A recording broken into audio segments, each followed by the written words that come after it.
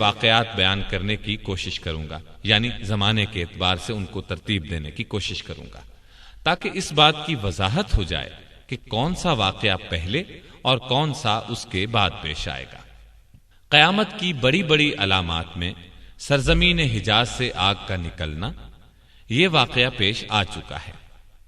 اس طرح فتنہ تاتار بپا ہو چکا، گھر گھر سے گانے بجانے کی آوازیں ہم سن رہے ہیں، بے حیائی عام ہم آنکھوں سے دیکھ رہے ہیں، والدین کی نافرمانی کوئی ڈھکی چھپی بات نہیں، باپ کے مقابلے میں لوگ دوستوں کو ترجیح دیتے ہیں، یہ بھی اب عام بات ہے۔ میں تو اب ان علامات کو ترتیب وار بیان کروں گا جن کو ابھی معرض وجود میں آنا ہے، لیکن ان میں سے عام علامات جو اب دیکھنے میں آ رہی ہیں بتاتا چلوں۔ یہ مختلف احادیث میں موجود ہیں، یہاں ان کو جمع کر رہا ہوں۔ یہ تمام نبی اکرم صلی اللہ علیہ وسلم کے ارشادات ہیں۔ لوگوں پر ایک ایسا زمانہ آئے گا کہ دین پر قائم رہنے والے کی حالت اس شخص کی طرح ہوگی جس نے انگارے کو مٹھی میں پکڑ رکھا ہو۔ دنیاوی اعتبار سے سب سے نصیب والا وہ ہوگا جو خود بھی کمینہ اور اس کا باپ بھی کمینہ ہو۔ لیڈر بہت اور امانت دار کم ہوں گے، قبیلوں اور قوموں کے لیڈر منافق، رذیل ترین اور فاسق ہوں گے، بازاروں کے رئیس تاجر ہوں گے، پولیس کی کثرت ہوگی، وہ ظالموں کی پشت پناہی کرے گی، بڑے بڑے عہدے نااہلوں کو ملیں گے، لڑکے حکومت کرنے لگیں گے، تجارت بہت زیادہ پھیل جائے گی، یہاں تک کہ تجارت میں عورت اپنے شوہر کا ہاتھ بٹائے گی، ناپ تول میں کمی کی جائے گی، لکھنے کا رواج بہت بڑھ جائے گا، مگر تعلیم صرف دنیا کے لیے حاصل کی جائے گی۔ قرآن کو گانے بجانے کا آلہ بنا لیا جائے گا، یعنی گا گا کر پڑھیں گے۔ ریا، شہرت اور مالی فائدے کے لیے قرآن کو گا گا کر پڑھنے والوں کی کثرت ہوگی، فقہا کی قلت ہوگی، علماء کو قتل کیا جائے گا۔ ان پر ایسا وقت آئے گا کہ وہ سرخ سونے سے زیادہ اپنی موت کو پسند کریں گے۔ اس امت کے آخری لوگ پہلے لوگوں پر لعنت کریں گے۔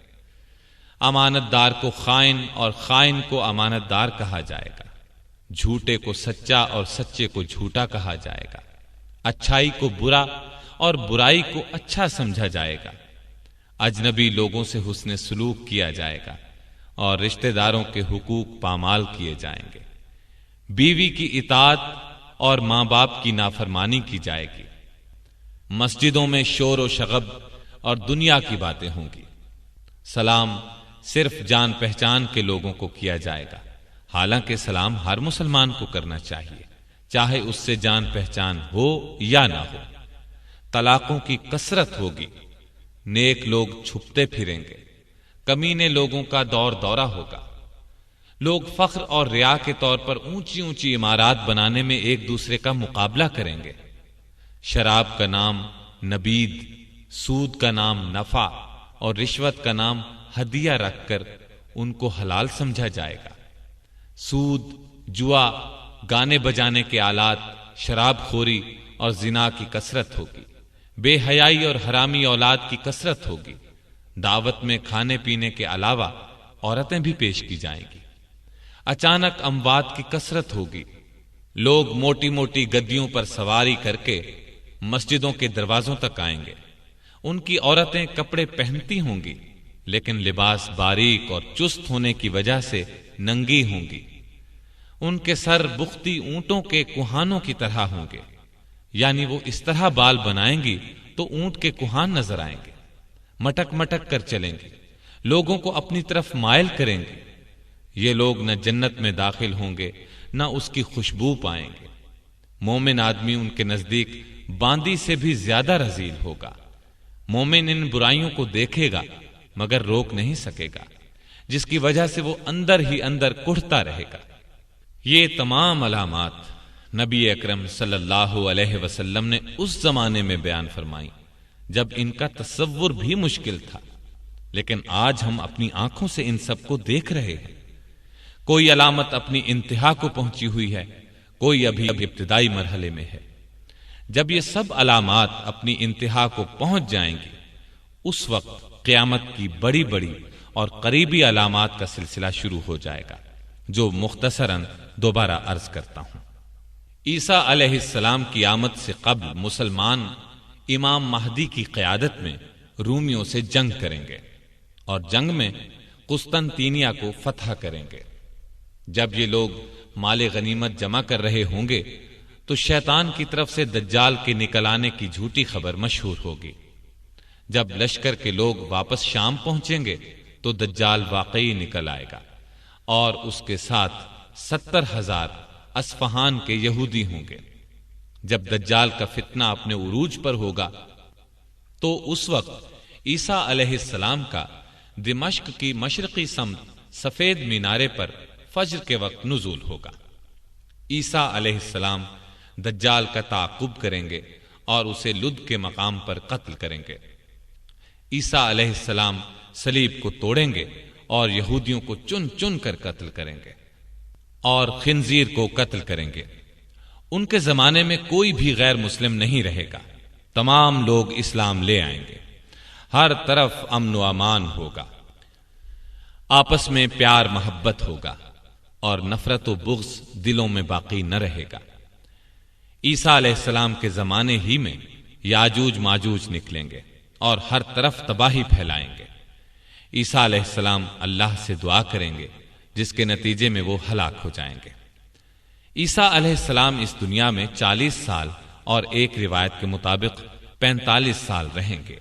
ان کے زمانے میں پوری دنیا میں ایک بھی کافر نہیں رہے گا، جہاد موقوف ہو جائے گا، نہ خراج وصول کیا جائے گا اور نہ جزیہ، مال و زر کی فراوانی ہوگی۔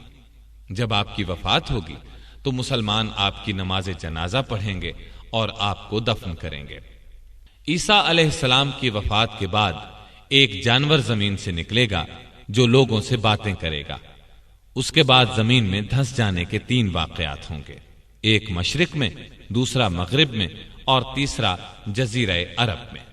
قیامت کی ایک بہت بڑی علامت یہ ہوگی کہ سورج ایک روز مغرب سے طلوع ہوگا، جسے دیکھتے ہی تمام کافر ایمان لے آئیں گے۔ لیکن اس علامت کے ظاہر ہونے کے بعد کسی کا ایمان لانا قبول نہیں کیا جائے گا اور گناہ گار مسلمانوں کی اس وقت کی توبہ بھی قبول نہ ہوگی۔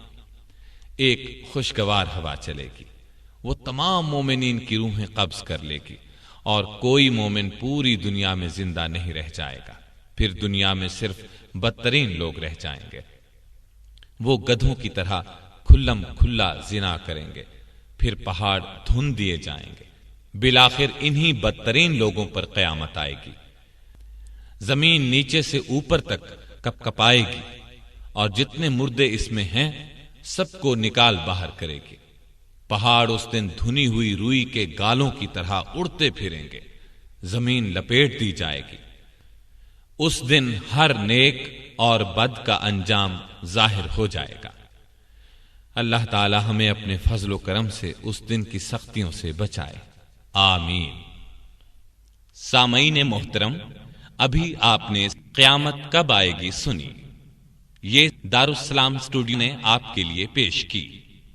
اس سے پہلے آپ کے لیے مکار دشمن، قصہ 2 اونٹوں کا، حسن یوسف، میں لوٹ کر آؤں گا، کامیابی کا زینہ اور مومن کا ہتھیار جیسی کیسٹس اور CDs پیش کی جا چکی ہیں اور یہ سلسلہ الحمدللہ جاری و ساری ہے۔ دارالسلام اسٹوڈیو تلاوت قرآن مجید، ترجمہ، سیرت النبی، صحابہ کرام، ائمہ کرام، محدثین اور عظیم اسلامی شخصیات کی زندگیوں کے حالات و واقعات اور نماز، روزہ، حج اور دیگر عبادات کی ادائیگی کا صحیح طریقہ، عورتوں اور بچوں کے لیے انتہائی دلچسپ اور سچی کہانیاں اور وہ سب کچھ جس سے نئی نسل کی تربیت اسلامی خطوط پر ہو سکے، آڈیو کیسٹس اور CDs میں پیش کر رہا ہے۔ دارالسلام اسٹوڈیو دارالسلام پبلشرز اینڈ ڈسٹریبیوٹرز کا ایک حصہ ہے، جس کا ہیڈ آفس سعودی عرب کے